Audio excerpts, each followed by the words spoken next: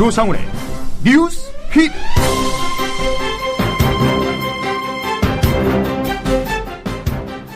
국가정보원 대선 개입과 정치 공작을 규탄하는 촛불이 다시 켜집니다.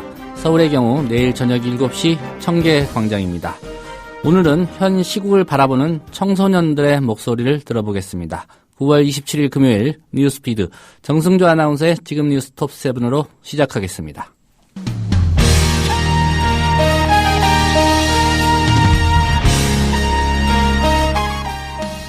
지금 시각 뉴스톱7입니다.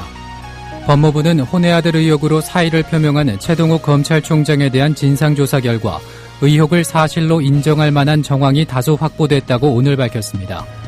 황교안 법무부 장관은 이 같은 조사 결과를 토대로 박근혜 대통령에게 최 총장의 사표 수리를 건의했습니다.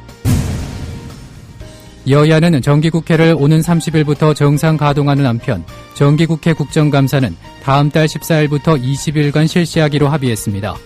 최동욱 검찰총장의 사퇴와 관련한 긴급 현안 질의는 다음 달 1일 실시될 전망입니다.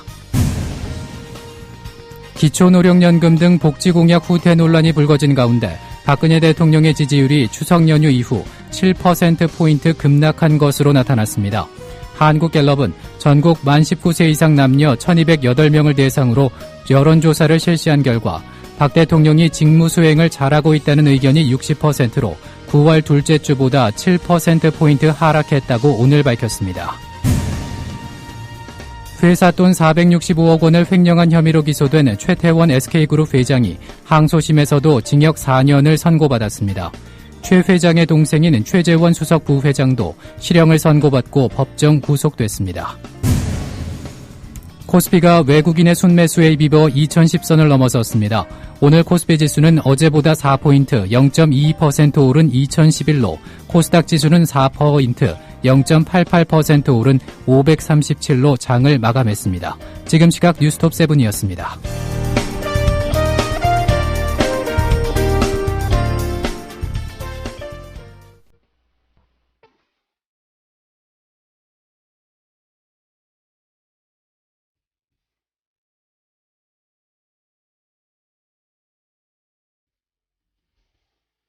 오늘 라면 앙케이트입니다.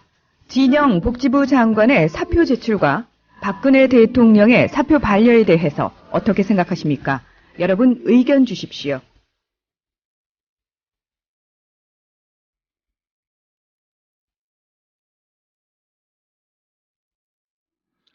네, 금요일 주말입니다. 스포츠 소식 알아보도록 하겠습니다. 위클리 스포츠 박상현 기자입니다. 박 기자님 안녕하십니까? 네, 안녕하십니까. 네, 첫 소식 어떤 내용입니까? 예, 김연아 선수가 피겨 그랑프리에 불참하게 됐다는 소식입니다. 예. 김연아 선수가 이제 아무래도 내년 소치 동계올림픽을 앞두고 이제 새로운 프로그램을 발표를 했는데 문제는 이제 피겨 그랑프리 대회에 불참을 하게 됐거든요. 김연아 선수가 불참하는 이유는 부상 때문입니다. 김연아가 이제 훈련 도중에 그 오른쪽 발등에 심한 통증을 느꼈다고 합니다. 예. 그래서 추석 연휴 이전에 그 검사를 받은 결과 그 중족골이라는 곳이 있는데요. 그 중족골이 어디냐면은 그 발등과 발바닥을 이루는 뼈 부분을 말합니다. 그러니까 발가락 바로 위쪽 부분이 되겠죠. 예. 그쪽 부분에 그 미세 손상 진단을 받았습니다. 그러니까 일종의 피로골절이라고 좀 할 수 있겠는데요. 좀 금이 갔다 이런 얘기인가요? 예, 살짝 좀 멍이 든 정도라고 좀 할 수 있겠습니다. 예. 예, 그래서 다음 달 25일부터 27일까지 캐나다에서 벌어지는 그랑프리 2차 대회에 원래 출전하기로 돼 있었는데요. 일단 이 대회로 불참을 하고요. 그 다음에 11월 15일부터 17일까지 열리는 그 프랑스에서 벌어지는 보차 대회도 있는데 이 경기까지 불참을 하게 됐습니다. 예. 그랑프리 시리즈 대회 두 대회 못 나가게 됨에 따라서 그랑프리 파이널 대회까지도 못 나가게 됐고요. 결국 실전의 경험 없이 소치 동계올림픽에 나갈 수 있는 그런 상황에 놓이게 됐습니다. 예. 이 동계올림픽 사실 그렇게 많이 남은 기간이 아니죠? 네, 그렇습니다. 그 동계올림픽 같은 경우는 이제 2월에 벌어지기 때문에 앞으로 이제 넉넉 잡아서 4개월 정도가 남았는데요. 예. 지금 현재 진단으로는 4주, 넉넉 잡고 6주의 재활 기간이 필요하다고 합니다. 일단 아까 말씀드렸듯이 일종의 피로골절이기 때문에 특별하게 기부스나 이런 건 할 필요 없고요. 그저 쉬는 정도가 가장 좋은 재활 방법인데요. 하지만 문제는 김연아 선수의 그 프리스케이팅인 그 탱고곡입니다. 아디오스 노니노라는 탱고곡인데요. 예. 이 탱고곡이 상당히 좀 빠르기 때문에 한번 실점을 거쳐서 소치 동계올림픽에 나가야 되는데 일종의 그 그랑프리 시리즈 대회라든지 그랑프리 파이널 최대 3번까지 치를 수 있는 실전을 치르지 않고 곧바로 소치 동계올림픽을 나간다는 점에서 상당히 부담이 될 것으로 보입니다. 예.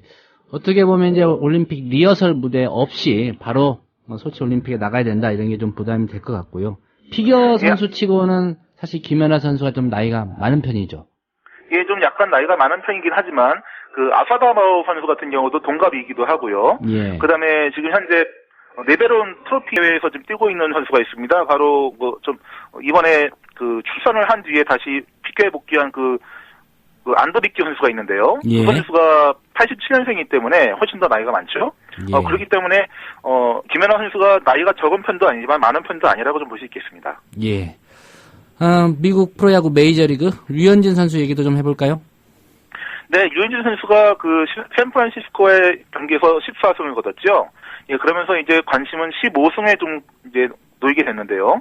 지금 현재 계획으로는 우리나라 시간으로 30일 새벽에 벌어지는 콜로라도 로키스와의 경기에 좀 등판을 할 것으로 보입니다. 예. 이 경기에서 만약에 승리 투수가 돼서 15승을 떠나게 된다면은 LA 다저스 내 아시아 출신 투수 중에 신인 투수로는 최다승을 거두게 됩니다. 예전에 이시이 가즈이사 선수가 14승을 거둔 적이 있었거든요. 예. 그 기록을 뛰어넘게 되고요. 그 다음에 지금 현재 평균 자책점이 2.97로 2점대로 낮췄습니다. 그래서 만약에 콜로라도전에서도 이 2점대 평균 자책점을 유지를 하게 된다면 이 기록 역시 상당히 좀 의미가 있는 기록이 되겠습니다. 예, 시즌 이제 마지막 등판도 좀 기대가 되는데 그것보다는 이제 포스트 시즌에서 과연 어떤 활약을 펼칠까 이것도 관심인데 어떻습니까?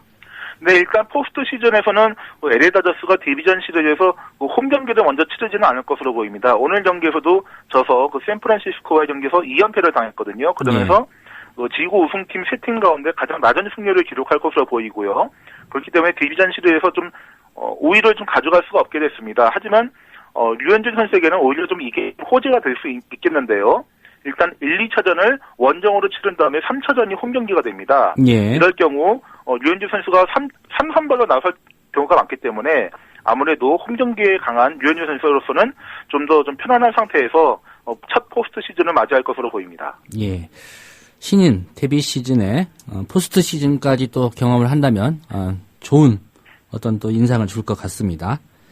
네, 축구 대표팀 세계 최강이라고 볼 수도 있겠죠. 브라질 대표팀과 경기가 예정돼 있죠? 네, 10월 12일에 벌어지게 되는데요.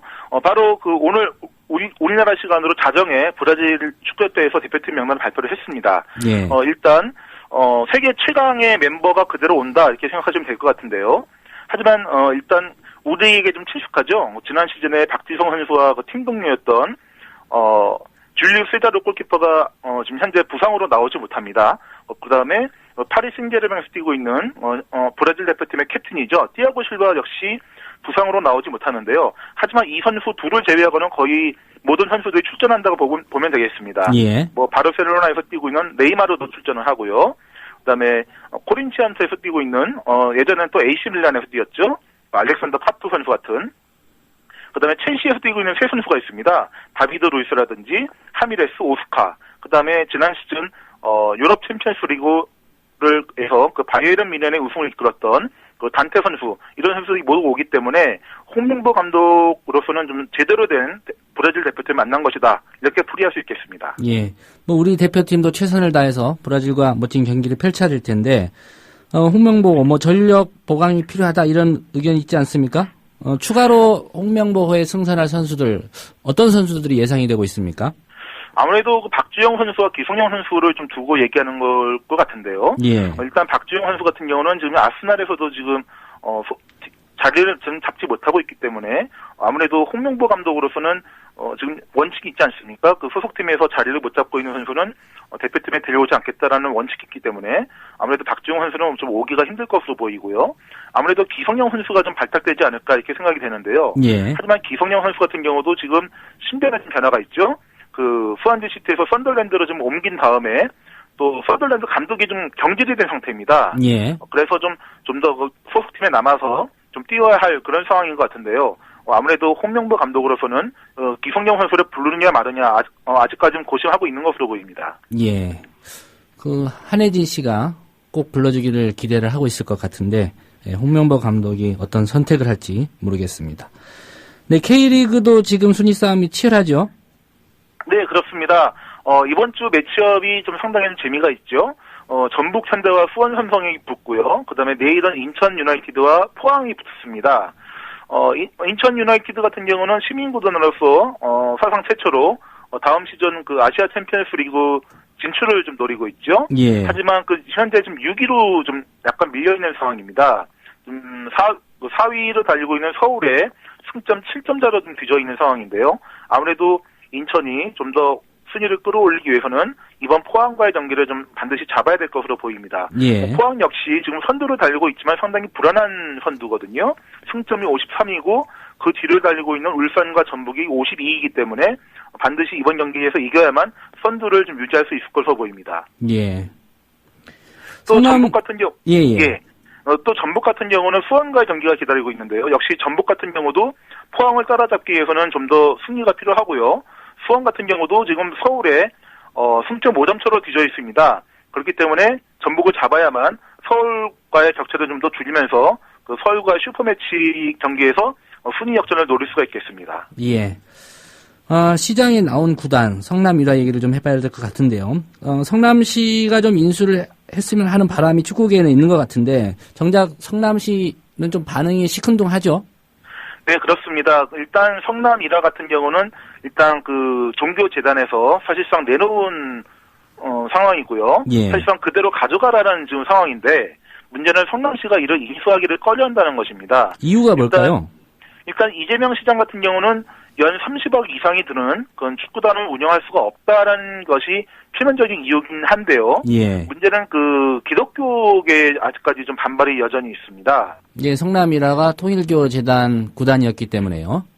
네, 예. 그렇습니다. 하지만 이제 통일교재단에서 완전히 물러났기 때문에 그 종교적인 색채가 없음에도 불구하고 아직까지 기독교에서는 반대를 하고 있는 입장입니다. 예. 특히 그 몇몇 언론에 의하면은 기독교 인사들이 성남시를 찾아가서 절대로 성남 구단을 인수하지 말 것을 좀 주문했다는 얘기가 들려오고 있거든요. 예. 그래서 지금 이재명 시장이 좀 기독교계와 또 내년에 또 하필이면 또 자치선거가 있지 않습니까? 지방자치 선거요. 예.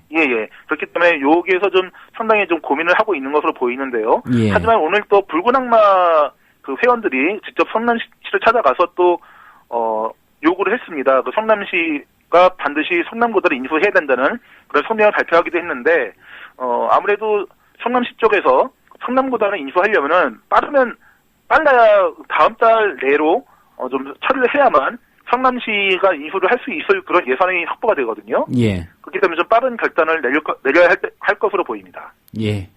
특정 종교재단, 이미 분리가 됐는데도 기독교 단체에서 찾아가서 그러는 건 좀 이해가 안 되는 대목이네요. 네, 오늘 소식 고맙습니다. 박상현 기자. 예, 고맙습니다.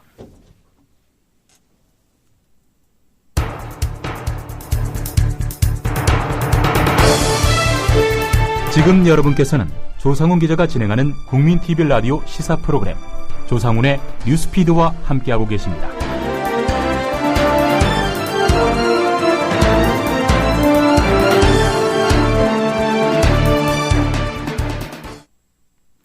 네, 주요 국내 뉴스 살펴보겠습니다. 오늘은 국민 TV 뉴스의 조아라 기자입니다. 안녕하십니까? 네, 안녕하세요. 네, 법무부가 발표를 한 지 얼마 안 돼서 이 소식부터 좀 살펴봐야 될 것 같습니다. 최동욱 검찰총장에 대해서 진상조사를 했는데 그 결과를 오늘 발표했죠.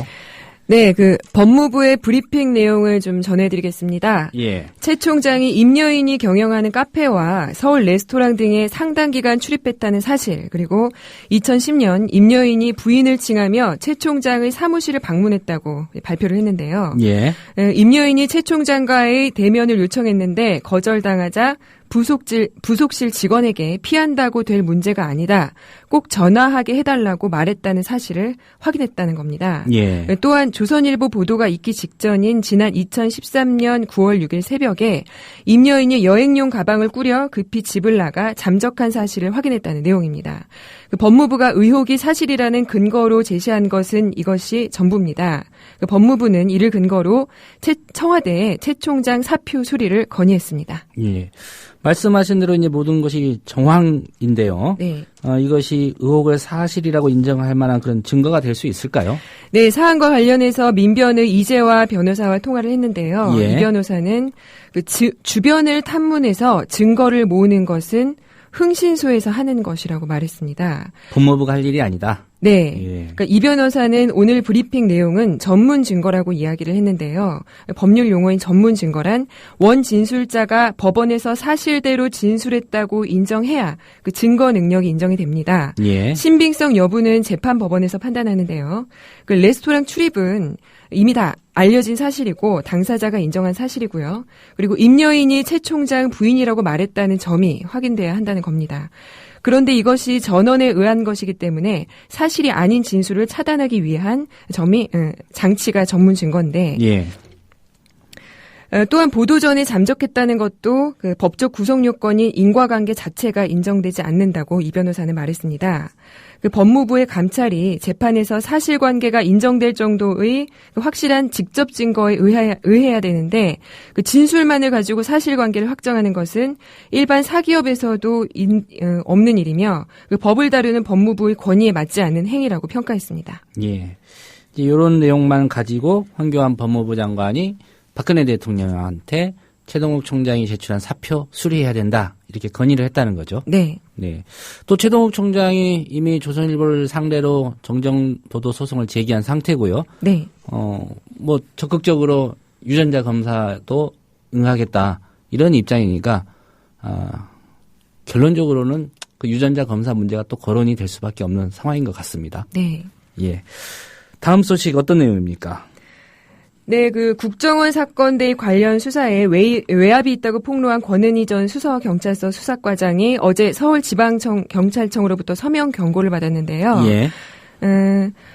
이를 규탄하는 국민적 비난 여론이 들끓었습니다. 예. 경찰청은 진화에 나섰는데요. 서면 경고 직후에 이 같은 조치를 내린 이유를 해명했습니다. 뭐라고 해명을 했습니까? 경찰청은 권은희 과장이 한 언론과의 인터뷰를 하기 전에 사전에 보고하도록 지시를 이행하지 않았다는 이유를 첫 번째로 들었고요. 예. 국정원 대선계 관련 재판이 진행 중임에도 개인적 판단과 사견을 발표했기 때문에 징계했다고 밝혔습니다. 예. 뭐 경찰청이 이렇게 얘기를 하지만 권 과장 얘기를 들어보면 정작 한국일보가 인터뷰하자고 요청한 17일에 서울경찰청을 경유해서 그 요청을 하라 이렇게 얘기를 했고 또 보도가 나오기 전에 서울경찰청에 보고를 했다는 거 아닙니까? 네. 예. 네, 그렇게 권 과장은 서울청의 경고를 정면 반박했는데요. 정상적인 절차를 밟았다고 주장을 했고요. 예. 이에 대해서 김현 민주당 대변인은 경찰청의 해명이 거짓말이라고 비난하면서 경고 조치 취하를 촉구했습니다. 그리고 곽희양 경향신문 기자는 그 취재 수첩을 통해서 경찰 내부 매뉴얼을 지적했습니다. 예. 그 매뉴얼에는 보도 시점을 취재 징후가 있거나 응한 경우라고만 규정이 돼 있고 즉시라고는 명시돼 있지 않다고 전했습니다. 예. 그리고 참여연대 공익지원센터도 조치 철회를 요구했습니다. 참여연대는 또 다른 의미로 국정원 대선계 관련 재판에 영향을 끼치란다고 주장을 했고요. 또한 서울청의 경고는 권은희 과장 입막기를 시도한 것이라고 규탄했습니다. 예. 시민단체들도 경찰을 좀 규탄하는 분위기고요. 네. 경찰의 언론 담당 어떤 입장인지 좀 궁금한데 오늘 통화를 했다고요? 네, 경찰은 일단 권 과장이 보도 예상을 한 것은 맞다고 인정을 했습니다. 다만 보고로 인정할 가치가 없다는 이야기를 했는데요. 예. 그 언론 보도 하루 전에 저녁 늦게 보고를 해서 시간도 너무 늦었고 보고 내용도 부실했다고 답했습니다. 예. 뭐 보고 받고 궁금하면 다음 날 신문 열심히 보면 될 텐데 보고가 늦었고 기사 나오기 전에 보고했는데 늦었다는 좀 이유가 설득력이 좀 떨어지는 것 같습니다. 네. 네, 진영 보건복지부 장관 결국 오늘 사표를 제출했습니다. 네. 물론 이제 박근혜 대통령은 정홍원 총리 통해서 사표를 반려했는데 어떻게 될 것 같습니까? 네, 기초노령연금 공약 축소 논란이 갈수록 거세지고 있는데요.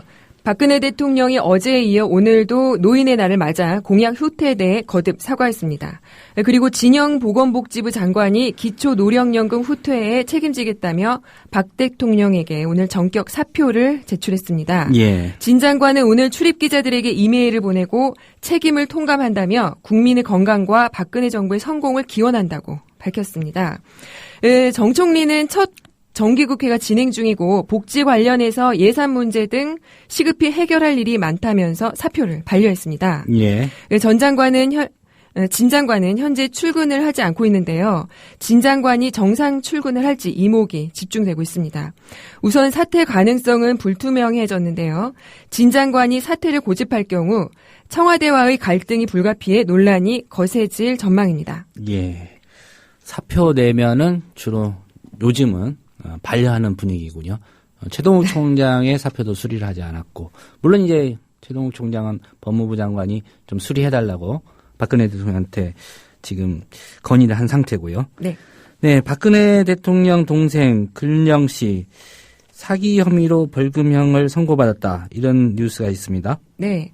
얼마 전 박 대통령의 오촌 조카가 억대 사기 행각을 벌이다 구속된 데 이어서 동생 박근영 전 유경재단 이사장도 사기 혐의로 오늘 서울중앙지법에서 벌금형을 선고받았습니다. 예. 박 전 이사장은 유경재단 주차장 임대 계약금 명목으로 수천만 원을 받은 혐의로 벌금 700만 원을 선고받았습니다. 예. 박 전 이사장은 2011년 9월 주차장을 임대해 줄 테니 계약금을 달라며 피해자에게 7천만 원을 받은 혐의를 받고 있습니다.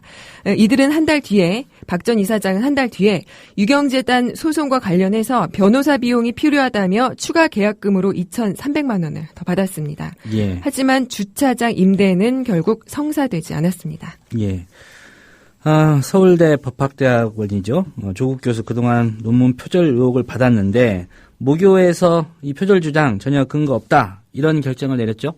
네, 어제인 26일 조국 교수의 페이스북 내용에 의하면 지난 9월 19일 버클리 로스쿨의 결정이 있었습니다. 예. 조국 교수는 이를 발췌 번역해 그 내용을 자신의 페이스북에 올렸는데요. 버클리 로스쿨은 조 교수의 논문이 학문적 기여가 높다며 표절 주장을 배척했습니다. 예. 버클리 로스쿨은 제소자가 조국 교수 논문의 문장들을 거론하는 것은 제소자가 단지 표절과 학문적 업적을 이해하지 못하고 있음을 보여주는 것이 아니라 문제가 된 논문을 제대로 읽거나 이해조차 못하고 있다고 질타했습니다. 이게 이제 논문이 표절이다. 이렇게 제소한 사람 누굽니까? 예, 제소한 사람은 조 교수는 제소자가 데이비드와 연구 진실성 검증센터라고 페이스북을 통해서 밝혔는데요. 네. 이 검증센터는 변희재 씨가 대표로 있는 미디어 워치의 산하 조직입니다. 예. 변 대표는 조 교수의 이러한 발표에 대해서 오늘 자신의 트위터에 조국의 버클리대 논문 표절 쉬운 설명입니다. 조국이 일방적으로 떠들어댄 것 이외에 버클리대에서 어떤 결정문을 보냈는지 확인된 건 없습니다라는 글을 써 올렸습니다. 예, 어떤 결정문이 오면 또 변희재 대표가 입장을 발표하겠네요. 네. 네, 조아라 기자 고생하셨습니다. 네, 감사합니다.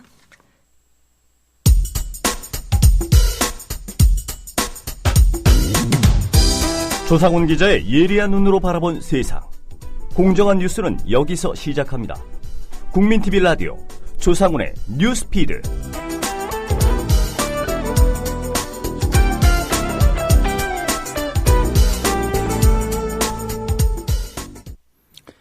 네, 시국 상황에 대한 청소년들의 참여가 활발합니다. 민주주의 회복, 국가정보 대선 개입 책임자 처벌, 국정원 개혁, 상식이 통하는 대한민국으로 청소년들이 바꾸어 나가자. 이런 목표를 내걸고 출범한 청소년 단체가 있습니다. 민주사회를 위한 청소년 회의, 차상호 대표 만나보겠습니다. 차 대표님 안녕하십니까? 네, 안녕하십니까? 예. 민주사회를 위한 청소년 회의, 줄여서 이제 민청회 이렇게 부르는데요. 네. 언제 어떤 취지로 출범을 했습니까? 네, 저희 민주사회를 위한 청소년 회의는 민주주의 회복을 염원하고 상식이 통하는 사회 건설을 바라는 뜻 있는 청소년들이 모여 지난 9월 14일 출범한 단체입니다. 네. 사실 네, 사실 저희 단체는 지난번 7월 17일 7.17 청소년 시국선언을 주도했던 청소년 시국회의가 모체이기도 합니다. 예. 네, 청소년 시국회에서는 이름이 청소년인데 실상은 청소년들이 거의 활동을 하지 않고 성인분들이 큰 영향을 미치는 그런 단체였습니다. 예. 네, 저희는 그런 성인분들의 활동이 설립 취지와 맞지 않다라고 생각해서 저와 뜻을 같이 하는 친구들이 나와서 이렇게 민주사회를 위한 청소년 회의를 조직하게 되었습니다. 예. 어떤 분들이 얼마나 참여하고 있는지 좀 궁금한데요. 예. 저희는 수도권뿐만 아니라 부산, 포항, 광주, 부안, 속초 등 전국적으로 활동하고 있으며 대략 30명 정도의 구성원들이 활동하고 있습니다. 예. 네, 그 중에는 이회수 선생님의 소설 문화생도 있고요. 그다음에 고등학교에서 역사 강사를 하고 있는 학생도 있고 외고 학생도 있고 또 고등학교로 지금 자퇴한 학생들도 있습니다. 예. 청소년 시국회의가 청소년은 없고 이제 어른들 주도로 운영이 돼서 별도로 말씀하신 이제 민청회를 만드셨다 이렇게 얘기를 하셨는데 그 실례가 안 된다면 우리 차상우 대표는 나이가 어떻게 되고 혹시 학생인가요? 예, 저도 수능이 40일 앞둔 고3 학생입니다. 고3 학생이군요. 예. 예. 뭐 좀 더 젊었을 때보다는 이제 어렸을 때라는 표현이 맞을 것 같은데 뭐 중고등학교 시절부터 사회 문제에 대한 좀 관심이 많았을 것 같습니다. 어떻습니까? 예, 관심이 많았습니다. 어릴 적부터 뉴스와 어린이 시사 잡지를 많이 보고 자랐던지 예. 중학생 때부터 시사에 관심이 많았습니다. 또 저희 부모님이 특정 정당의 당원이셔서 시사 문제에 관심이 많으셨습니다. 당을 밝히기는 좀 곤란하신 모양이네요. 네, 민주당원이셨습니다. 예. 예, 이런 부모님의 영향을 많이 받았습니다. 예, 이런 부모님의 영향을 받다 보니 중학생 때는 큰 이슈가 되었던 무상급식을 주제로 부모님과 의견을 주고받았고 예. 또 고등학생 때는 나는 꼼수다와 같은 팟캐스트 방송으로 권력에 장악된 언론에 보도하지 않은 팩트에 대해 많은 관심을 갖게 되었습니다. 예. 이게 공부에도 사실 도움이 되죠. 그런 시사에 관심을 갖는 게. 예, 사회탐구 과목에 많이 도움이 되었습니다. 예. 웬고하니 이제 어른들은 공부나 하지, 학생들이 왜 이러고 다니냐 이런 의견 또 많이 하시거든요. 예. 예. 최근 이제 인천 지역 중고생들은 시국선언을 했다는 이유로 뭐 학교장이나 교육청으로부터 압박을 받았다 이런 보도도 있었습니다. 예. 우리 차 대표나 민청회 회원들은 혹시 그런 경험은 없습니까? 예, 저희도 청소년 시국회의 시절에 SNS로 시국선언 운동을 홍보한다는 이유만으로 학생이 학교 교장실로 불려가 훈계를 듣거나 예. 아니면 또 외고 다니는 학생은 네가 계속 이 활동을 하면 폐하까지 각오해야 한다라고 협박을 했습니다. 예. 네, 또 저 같은 경우는 학교에서는 압박을 받지 않았지만 경찰의 신변 조사를 받기도 하고 미행도 받기도 하였습니다. 경찰로부터 신변 조사를 받았습니까? 예. 제가 6월 23일경에 최례를 맞았던 고등학생이거든요. 그렇군요. 네, 그 사건이 있으니로 경찰에서 신변 조사를 하겠다고 연락도 오고 제가 어디 나갔다 다니면은 이제 미행도 붙고 그러더라고요. 이게 경찰이 따라온다는 거를 눈치를 채신 거네요? 예. 그래갖고 한번 경찰분을 직접 마주쳐갖고 왜 따라오시냐고 저희 밥 먹으러 가는데 밥 먹는 데까지 따라오실 거냐고 이렇게까지도 얘기한 적이 있습니다. 이 부분은 정말 그 민주사회를 위한 청소년 회의인데 그 민주사회를 위한 변호사 모임에 한번 예. 상담을 받으셔서 법적으로 문제가 없는 건지 예. 체크를 해봐야 될 것 같습니다. 예. 예, 출범 후에 그 첫 행사로 국정원 개혁을 촉구하는 시국선언 발표했는데요. 예. 어떤 분들이 어떤 취지에서 그런 결정을 하게 된 거죠? 이제 국정원은 대선에만 개입했다고 생각하시는 분이 많은데 예. 사실 국정원은 그런 대선 개입 여론 조작으로 청소년들의 문화에 깊숙이 관여하였습니다. 예를 들자면 국정원이 댓글 조작을 하면서 사용하던 전당크, 노알라, 노운지 등의 그런 용어들을 청소년들도 서슴지 않고 따라하고 있습니다. 예. 네, 또한 크레용팝과 같은 청소년들의 우상인 연예인들도 이 단어를 대놓고 쓰고 있습니다. 국정원이 대선 개입뿐만 아니라 학생들을 선동하고 있습니다. 저희는 그 학생들의 친구로서 또는 선배로서 더 선동되는 것을 막고 또 여러 선배님들이 피로 이루어주신 민주주의를 지키기 위해 이러한 시국선언을 발표했습니다. 예. 피로 이루어주신 민주주의. 비장하게 좀 들립니다. 출범한 지 한 2주 정도 지난 것 같습니다. 예. 그동안 어떤 활동들을 해오셨는지요? 예, 먼저 저희가 크게 세 가지 주제로 활동을 하고 있습니다.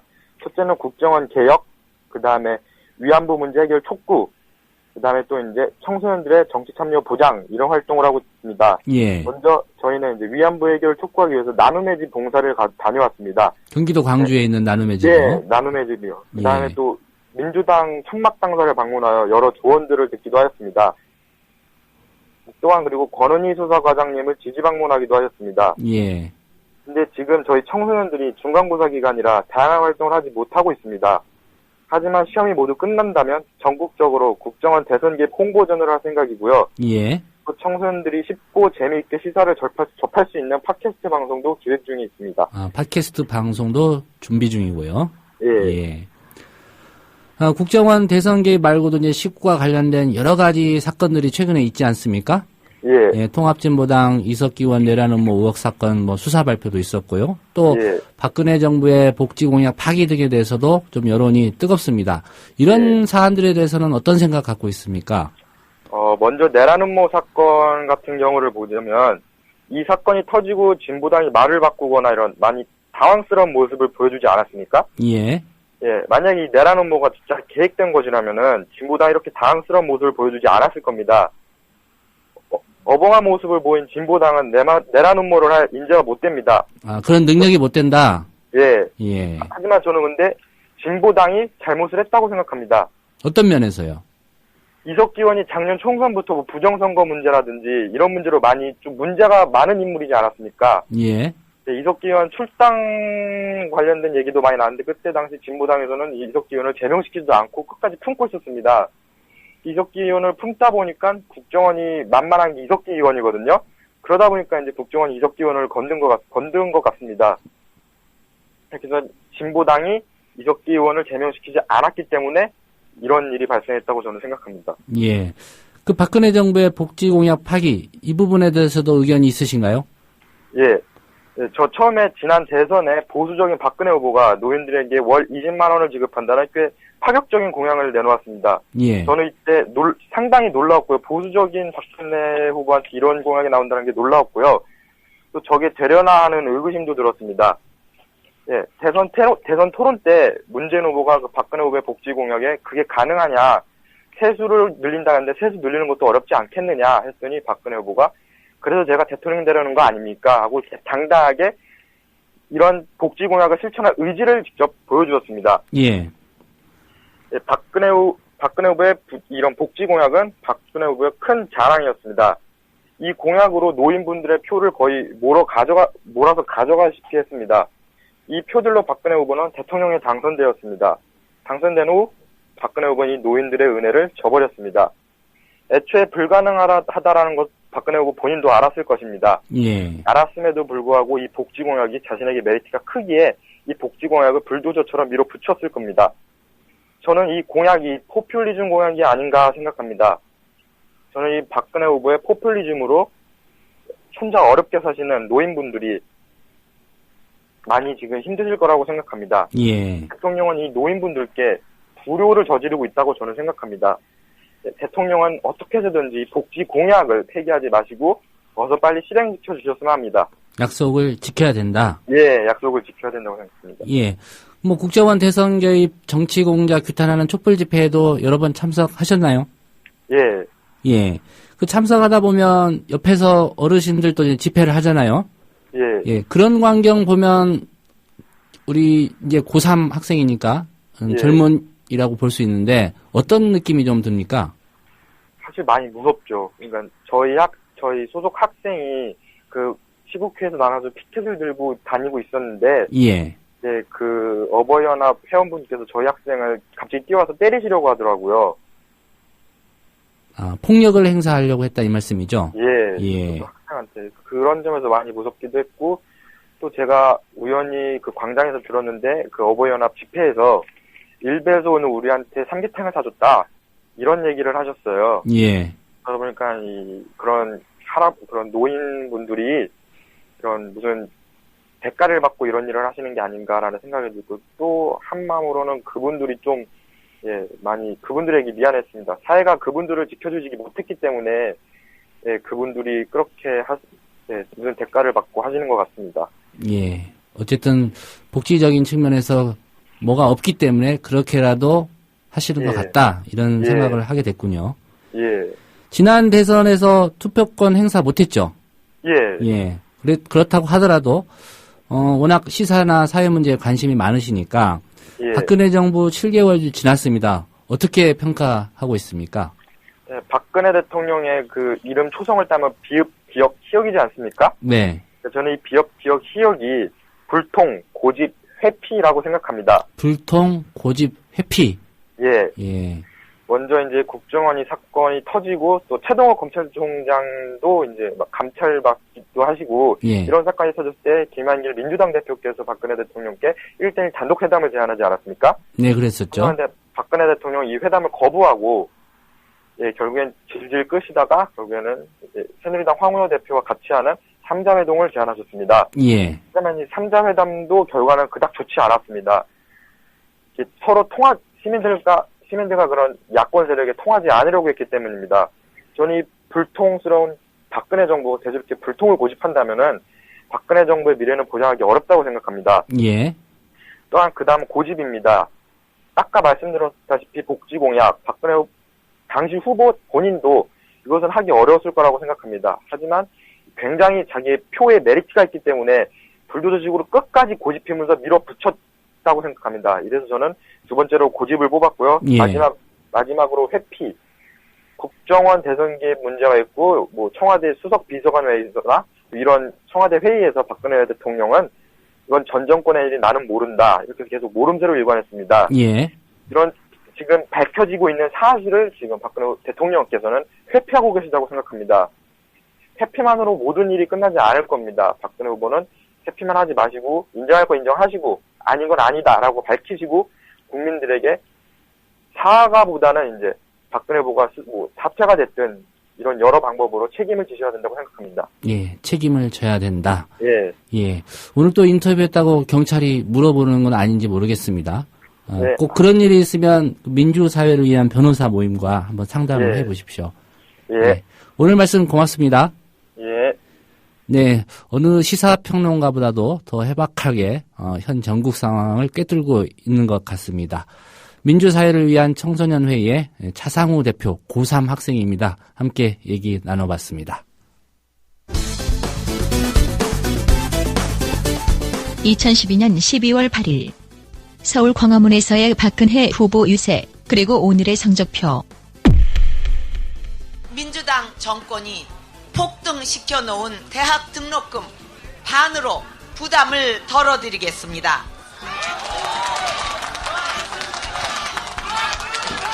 그러나 9월 27일자 경향신문 해설. 반값 등록금 공약 사실상 물 건너갔다. 그리고 셋째 자녀부터는 아예 대학 등록금 면제해 드리겠습니다. 박근혜! 그러나 정부 등록금 1,000만 원 시대에 1년에 450만 원까지만 지원하기로. 5살까지는 국가가 보육을 책임을 지고 그러나 정부 무상보육 국가 보조율을 고작 10% 늘리는 데 그쳐. 지금 가정에 중병이 걸려있는 가족이 한 분이라도 계시면 병원비 때문에 가정 경제가 무너지고 엄청난 고통을 받게 됩니다. 더군다나 암과 같은 중증 질환에 걸리게 되면 속수무책입니다. 저는 암과 같은 4대 중증 질환에 100% 건강보험이 적용되도록 하겠습니다. 그러나 9월 27일자 한겨레 4대 중증 질환 진료비 지원 정책을 두고 빈 껍데기 정책이라고 평가. 활용점정은 연금을 내지 못한 어르신들도 월 20만 원 정도를 받으실 수 있도록 하겠습니다.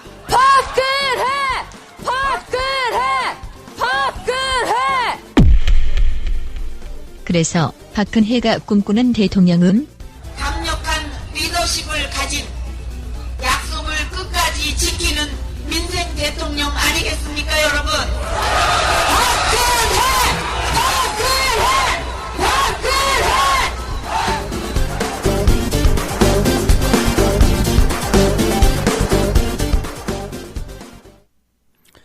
네, 인터뷰 하나 더 이어가겠습니다. 이번에는 시국선언을 했다는 이유로 학교 등으로부터 퇴학시키겠다는 등의 좀 압박을 받았다는 인천 중고생들의 모임입니다.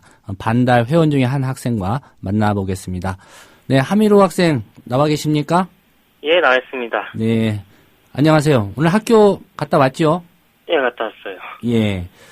우리 하미로 학생도 시국선언 했다는 이유로 어떤 압박을 받은 경험이 있습니까?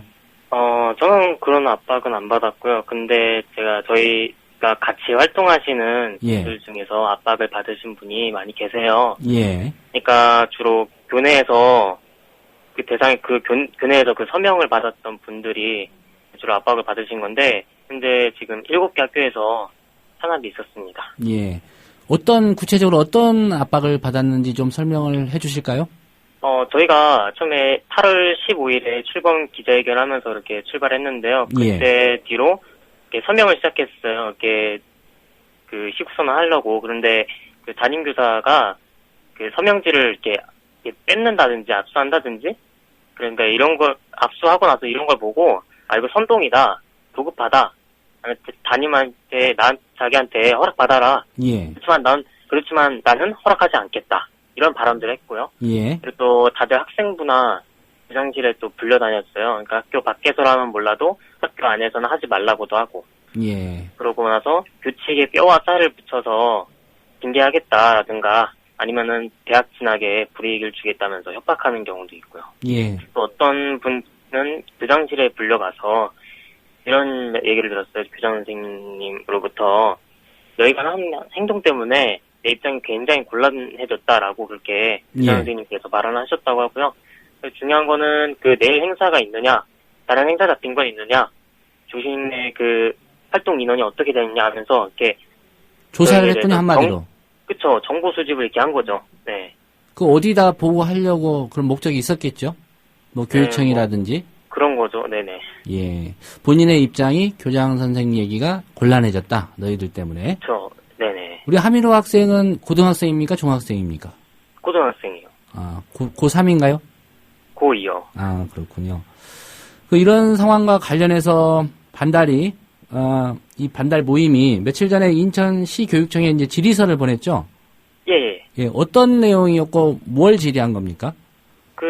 주로 이런 내용의 두 가지 질문인데, T교육청에서 질문은 저희가 추진위원회가 8월 15일에 출범했잖아요. 예. 네, T교육청에서 담당 선생님들이 재택회의를 했다는 말이 있었고, 그리고 9월 7일 시국선언 하고 나서 한 학교에서 추진위원에게 교감 선생님이 이후 어떻게 시국선언 한 뒤로 어떻게 활동할 거냐, 그런 거에 대해서도 물어보고, 교육청 담당 주무관님께서 조사하라고 했다고. 예. 교감 선생님이 그렇게 말씀하셨대요. 그래서 그 두 가지 의혹에 대해서 일단 질문한 거고요. 그게 사실인지, 그렇게 교육청에서 지시한 게 사실인지 밝혀달라는 그렇죠. 질의를 한 거군요. 네네. 예. 그리고요. 이 두 가지가 가장 큰 거고, 네.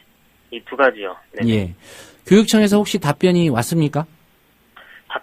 공식적인 답변은 주겠다고 했어요. 근데 아직은, 답변이 안 왔고요. 예. 근데, 거기서 일하시는 담당 장학사님 계시잖아요. 장학사님께서 전화를 하시긴 했어요. 그리고 그분께서는 추진위를 조사한 사실이 없고, 학내 정치적 권리에 대해서는 상위법이 바뀌어야 한다.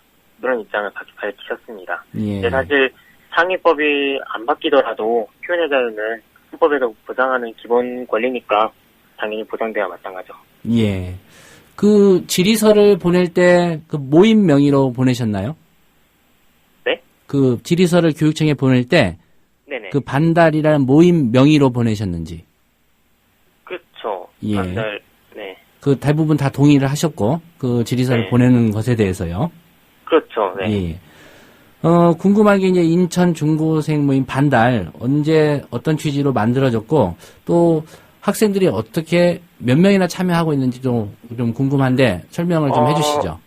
일단은 저희는 아까도 말씀드렸지만은 8월 15일에 그때 기자회견하고 그때는 이름이 인천 민주주의 회복을 위한 인천 청소년 시국선언 추진위원회 이거였거든요. 그거를 이어서 저희가 이렇게 인천 민주청소년연합 그리고 반달이란 이름으로 이렇게 되어가지고 만들게 됐는데 저희가 국정원 사건 그 관련해서 시국선언 하는 거였잖아요. 예. 네. 그러니까 국정원 시국선언 하는 그 이유가 그잖아 민주주의 훼손에 대해서 굉장히 경각심을 느끼고 이거를 반드시 막아내고 다시 민주주의의 회복으로 나아가야 한다. 그런 취지로 만들어졌으니까 우리가 시국선언에서 멈출 게 아니라 나중에도 계속 민주주의 회복을 위해서 우리 청소년들이 노력을 해야 된다. 이런 목적으로 저희가 그 반달이라는 이름을 짓고 활동을 하게 되었습니다. 예. 작년에는 청소년으로는 한 20명. 20명 정도? 네네. 예, 각기 좀 다른 학교에서 또 학생들이 참여하고 있겠군요. 그런데 학생이라고만 할 게 아니라서 그게 학교를 다니지 않는 그런 청소년들도 포함이 되고. 네, 그래서 학생이라고 하기에는 좀 그렇게 청소년이라고 이렇게 크게 봐야죠. 예. 네. 그 반달이라는 이름은 왜 그걸로 선택을 했고 어떤 의미가 있습니까? 반달은 그러니까 이것도 뜻을 또 여러 가지를 해야 되는데 막 그 반달이 나중에는 이렇게 보름달이 되고 그러잖아요. 예. 그러니까 어떤 뭔가 민주주의의 이런 부족한 그런 지금 우리나라 민주주의가 상당히 부족하잖아요. 반쪽이다. 현재 상황이. 그런 거를 이렇게 반을 더 채워주겠다. 이런 뜻도 있고 아직 그게 공식적으로 그렇게 막 뜻을 이렇게 딱 잘라서 정의한다 이런 건 아직 없어요. 어쨌든 그런 의미를 좀 담았다 이런 말씀이고요. 그렇죠. 예. 한 달 보름여 지난 것 같습니다. 그 출범한 지. 그동안 네네. 주로 어떤 활동 해왔고, 혹시 촛불 집회를 열거나 뭐 그러진 않았습니까? 저희가 따로 이렇게 기획해가지고 연 촛불 집회는 없고요. 저희가 일단은, 아까부터 말씀드렸다시피, 온오프라인 서명을 계속 받았어요. 뭐 학교에서, 교내에서도 막 서명 받고, 막 온라인에서 이렇게 사람들한테 알리면서 서명해달라 이렇게 호소도 하고, 거리에 나가서 정말 이렇게 열심히 서명 받았고요. 예. 그렇게 해서 1,515인을 모았어요. 서명자를 모아서 무사히 7일에 시국선언을 마쳤습니다. 네, 1,515명. 적지 않은 숫자입니다. 부모님이나 뭐 선생님들과 시국 상황과 관련해서 좀 대화를 하는 편인가요? 이거는 제 개인적으로 말하면 되는 거죠? 예. 예, 제 개인적으로는 저희 아버지한테 말씀드렸고, 지금 굉장히 응원하시는 그런 입장이에요. 예, 상당히 그러고, 근데 선생님들과는 얘기를 못 하겠어요. 왜냐면 선생님들은 정치적인 어떤 중립을 지켜야 된다 그런 게 있잖아요. 예. 공무원 신분이나요? 네, 그렇죠. 예. 그래가지고 선생님들께서는 그렇게 정확한 자신들의 그런 입장을 밝히고 계시진 않고요. 네. 그래서 저는 지금 가족들하고만 얘기를 하고, 선생님들하고는 얘기를 안 하면 되고요. 네. 예. 현재 시국상 뭐 누구보다 관심을 좀 갖고 있을 것 같은데, 무엇이 문제고, 누가 이 상황을 어떻게 풀어야 된다고 생각합니까? 현 시국 상황이랑 국정원 사태가 이게 보통 심각한 게 아닌 것 같아요. 제 생각에는. 예. 이게 대선 때 그렇게 막 국정원이 막 댓글을 달았다. 단순히 이렇게 생각하는 사람들도 많은 것 같은데, 솔직히 굉장히 새누리당하고 당시 한나라당 시절 때부터 상당히 치밀하게 계획을 해왔다. 여러 의혹들이 있잖아요. 한나라당이 야당 시절에 댓글 알바 이런 것도 있어가지고 많이 활동을 해왔고, 그렇게 해가지고 그러고 나서 이명박 정권이 들어섰잖아요. 이제 여당이 됐잖아요. 예. 여당이 되고 나서 2009년에 저는 이거 보고 진짜 화가 났는데 2009년에 노무현 대통령께서 서거하시고 나서 그러고 나서 국정원이 그때부터 막 댓글 공작을 막 시도했거든요. 그때 이제 비하하는 네. 댓글 단 그 얘기 말씀하군요. 네, 그 기사를 보고 너무 화가 나가지고 그때부터 진짜 치밀하게 활동해 왔구나. 예. 물론 정점은 물론 가장 많이 활동한 거는 그 대선 때였지만은 이게 너무 심각하고 이 국가가 국가 권력을 이용해서 이렇게 여론 조작을 해대고 인터넷에서 마치 그것이 막 여론인 양 대중들이 그렇게 받아들이도록 해가지고 자기들 입맛에 맞게 그렇게 유리하게 한 거 아니에요. 예. 그러니까 저는 국민 TV에서 그 포스터 만든 거 있죠. 그 축구장 이렇게 기울어진 거. 예. 그게 그 언론 장악 이런 걸 표현하려고 이렇게 했었지만은 저는 그 포스터를 보면서 국정원 사태에 대해서도 그거를 적절하게 비유를 할 수 있다. 저는 그렇게 생각하고 그러니까 축구장에서 저는 항상 늘 이런 얘기를 해요. 축구장이 기울어가지고 거기다가 축구장이 이렇게 기울면은 한쪽만 유리하고 그러잖아요. 예. 이런 건 진짜 안 된다 생각하고 반드시 이 대선이 이렇게 엉망이 된 거는 처음부터 박근혜 씨가 처음부터 책임지고 다시 대선을 치르게 해야 돼요. 다시 선거해야 된다. 그래서 다시 선거해야죠. 네. 예. 학생 입에서 다시 선거해야 된다 이런 얘기 나왔고요. 이번 질문은 학생들이 공부나 할 것이지 이런 일에 왜 참견이야 또 이렇게 얘기하는 어른들도 적지 않이 있습니다. 그분들한테 하고 싶은 말 있습니까? 그러게 하고 싶은 그런 거는 딱 사실 그런 게 어떤 사회적 분위기가 있잖아요. 청소년들은 공부를 해야 된다, 공부만 해야 된다. 예. 정치와는 이렇게 정치는 나중에 커서 큰 사람이 되고 해라 이런 거잖아요.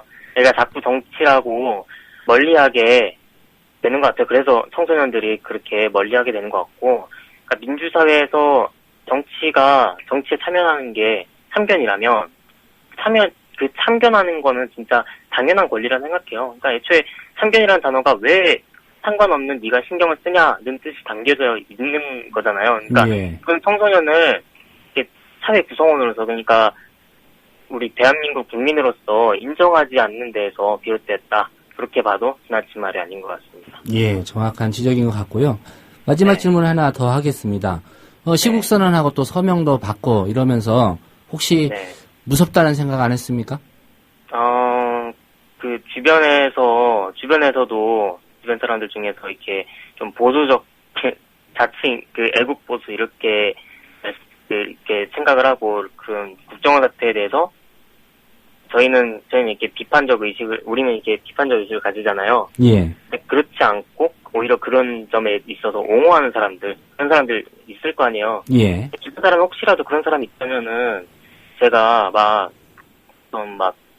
그래서 빨갱이 소리 듣지 않을까 이런 좀 그런 생각은 드는데 진짜로 그럴지는 모르죠. 근데 솔직히 그런 거를 신경 쓰다 보면은 진짜 정치 참여 못 할 것 같아서 그래서 신경은 안 쓰고 있어서 처음엔 그렇게 시국선언 하려고 할 때는 그렇게 두려웠는데 지금은 그렇게 두렵진 않습니다. 예, 두렵지 않다. 예, 당당한 우리 청소년 목소리 들어봤습니다. 오늘 인터뷰 고맙습니다.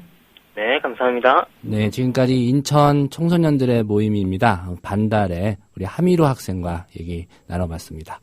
바로 그 남현 앙케이트 몇 분 소개해드리겠습니다. 오늘 설문은 진영 복지부 장관의 사표 제출과 박근혜 대통령의 사표 반려에 대해서 어떻게 생각하십니까? 라는 설문 드렸는데요. 몇 분이 의견 주셨습니다. 민주진영 제발 이겨라라는 닉네임 쓰신 분, 박근혜 씨가 보건복지의 김세연인가? 그 친구 시키는 것 아닐까요? 그 친구를 차기로 만들려는 의도? 이렇게 차기 구도까지 예상을 해주셨고요. 예. 오늘 저희와 인터뷰한 그 청소년들에 대한 격려 얘기가 좀 많이 있습니다. 방하창님, 이런 의견 주셨는데, 20살 전까지는 몰랐으면 좋겠어요. 어른이라고 부끄럽기만 하네요. 요즘 정치통 완전 19금이잖아요. 부끄러워요. 이런 의견 주셨는데, 아마도 우리 청소년들의 얘기 듣고 많은 생각들을 하신 것 같습니다. 미니님 라면 의견인데요. 복지부 장관 사표가 별 의미가 있을까요? 대통령 마음대로 하더만 사표 내면 또 똑같은 사람 오겠죠? 지들끼리 조용히 처리하라고 하세요. 이런 의견이시고요. 역시 뭐 라면 의견도 의견이지만 우리 청소년들의 그런 바른 생각에 대해서 격려 많습니다. 오늘 라면 의견 주신 분들 소개 못 드려서 죄송하고요. 다음 시간에 꼭 소개해드리겠습니다. 주말 잘 보내시고 촛불 집회에도 관심 가지시고요. 저희는 월요일 오후 6시에 다시 오겠습니다. 여러분 고맙습니다.